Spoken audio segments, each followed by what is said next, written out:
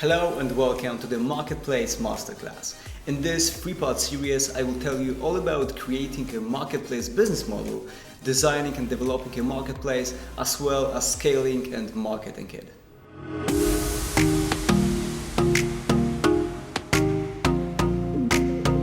Keep watching to learn about the different routes you can take with developing your marketplace, as well as an overview of different ready-to-use software and tips on designing your marketplace.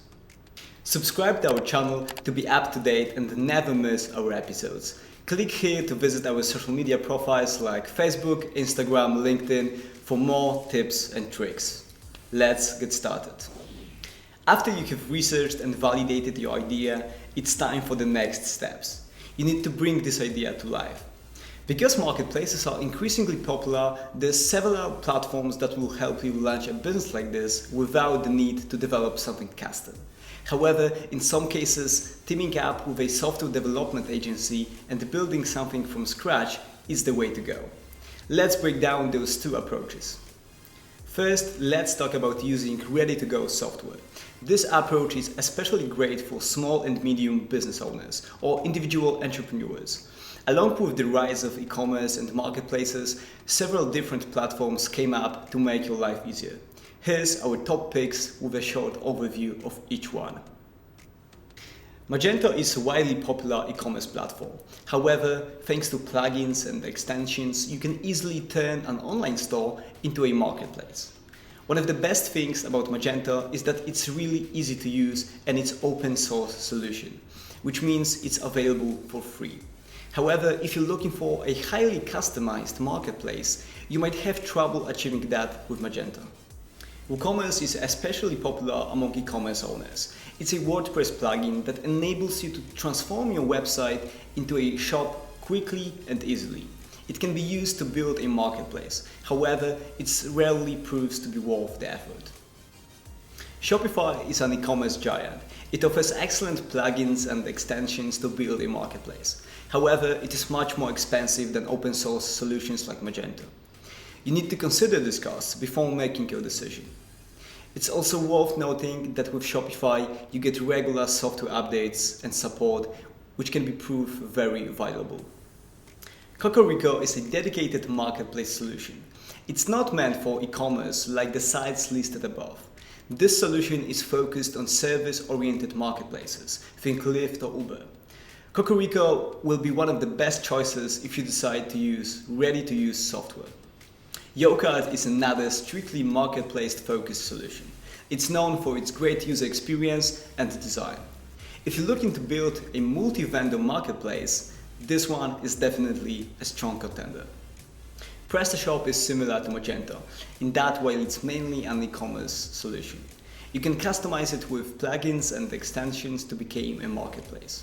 Again, it may take some time and effort, so it's worth weighing the pros and cons. ShareTribe offers two different solutions, one that's ready to go and the other which can be customized to suit your specific needs. It's strongly focused on usability and smooth experience on both the user end and the vendor end. Before making a decision, you need to be aware of both sides of the ready-to-use coin. On one hand, it's very convenient and available software. After all, it makes it quicker to launch the marketplace. It can also be initially cheaper than a custom platform. However, in the long term, it might become an obstacle. Scaling is not always easy with this software and might slow down your business growth. It can also be more costly in the future as your user base expands. It's a question of your goals and whether you're ready to make the initial investment. Alright, so let's talk about building a custom marketplace. This means either hiring an in-house team or outsourcing your market development to a software agency.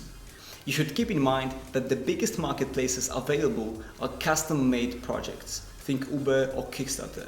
And that's because building something custom offers a much wider range of possibilities than using a pre-existing software solution. Let's dive into the different pros and cons of building a custom marketplace.